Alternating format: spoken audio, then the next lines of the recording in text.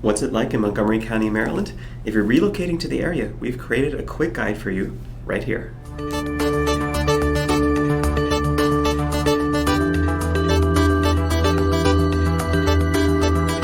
Now, before we get started, if you are either a first-time homebuyer or you're trying to sell a house outside of the state, then please take a look at the comment section below or the description below, as we have a couple of links just for you. Now, before we go into the meat of the video, we want to go over a quick overview. This is going to be fairly casual. So we're going to do an introduction where we talk briefly about what it's like in Montgomery County overall. We're going to talk a little bit about the market realities, because after all, that's going to be impacting you pretty heavily. We got the environmental factors, so things like weather, things like that you can expect, what the traffic and commute is like, what it's like to travel and to have fun in the area, and just a quick summary to go over everything at the end. So, welcome to Montgomery County. So Montgomery County is the most populous county in all of the state of Maryland. It's very stable and diverse due to a lot of the major employers like technology companies, the government, and just like a lot of agencies that are in the area that keep, again, the diversity and the employment stability fairly stable. We have some of the top performing schools nationally, and there are a variety of lifestyles to choose from. So if you like an urban life, you can get urban living. If you prefer more of a rural living, then you can get that. And if you like suburban or anything in between, then all of that you can find. It's a pretty diverse state in that way. Now, one of the backsides is that there is a high cost of living, and there's a lot of traffic and a lot of development. So if that kind of stuff gives you anxiety, then maybe there are going to be some drawbacks for you depending on where you end up moving to. And that said, the county as a whole tends actually to rank among the top places in the nation to raise a family. So there are lots of really great things here.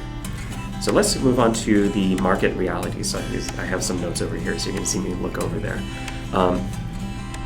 In general, the area stays relatively stable, so you don't see a whole lot of raises and dips in the price, abrupt ones at least. And it's generally a seller's market because there is such a large number of people looking to move to the area and not enough homes to stay with it, so low inventory and growing population. It's a very fast-moving market, which can be off-putting for people who might be from a little bit slower areas. Homes to sell in a matter of hours and oftentimes above asking price, especially when they're highly desirable. But on the slow side, it can take anywhere from 30 to 90 days to sell a house. But again, the most desirable homes in the most desirable areas tend to go very, very quickly, and it can be off-putting for people who maybe are not in quite as a crazy environment. Same thing will work with agents. So a lot of the agents and lenders, home inspectors, all these type of stuff, it's a very on-demand area. So people tend to get back to you fairly quickly. If you're working with somebody who's not very responsive, or a lender who's out of state who maybe is not familiar with how fast moving the area is, it can get very, very frustrating, and you might end up losing out on a few deals. One of the other things that can be off-putting if you've purchased a home before is that the contract here is extremely long, especially here in Montgomery County. And oftentimes it's a good thing because there are a lot of protections put in place to protect you as a home buyer. However, it can get very tedious when you're trying to sign a bunch of papers and reviewing, and it just seems like there are 4 different documents that are all trying to say the same thing.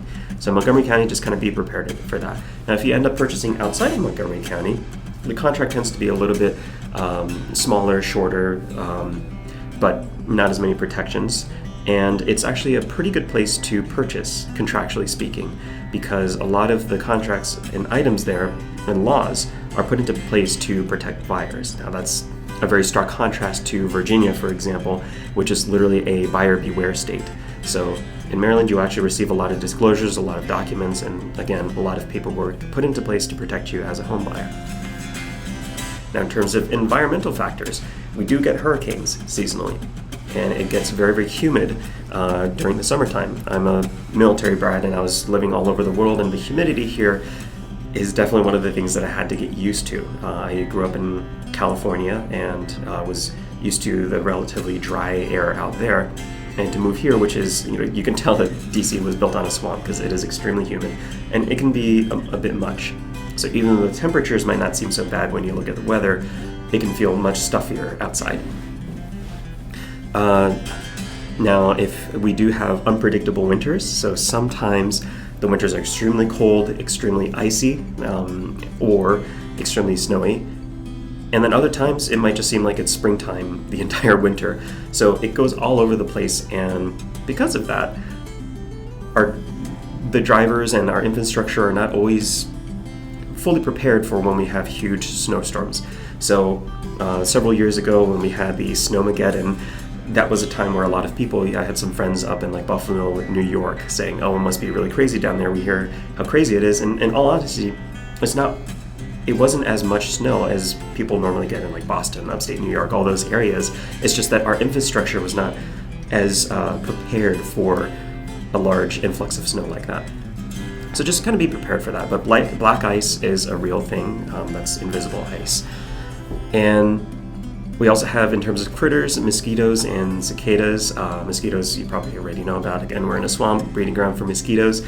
But cicadas can be a bit of a surprise for some people if you haven't experienced them before.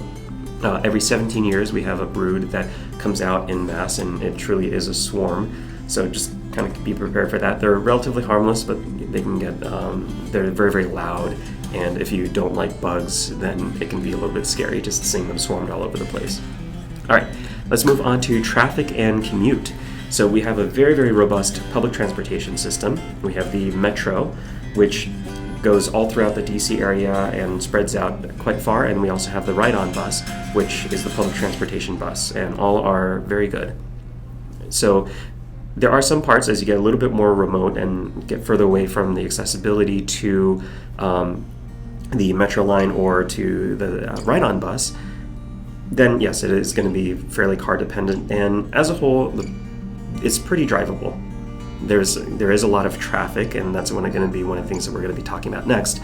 But if you have a car, then you can get most everywhere. Now, during rush hour especially, and when there's construction, traffic can get extremely heavy, and wait times can be fairly long, especially if you don't come from a major metropolitan area. However, if you compare it to a place like New York City or Los Angeles, then I would say that it is not nearly that bad. But it can get frustrating, especially if you are living further away from Washington, D.C., and that's where you're going to be commuting to.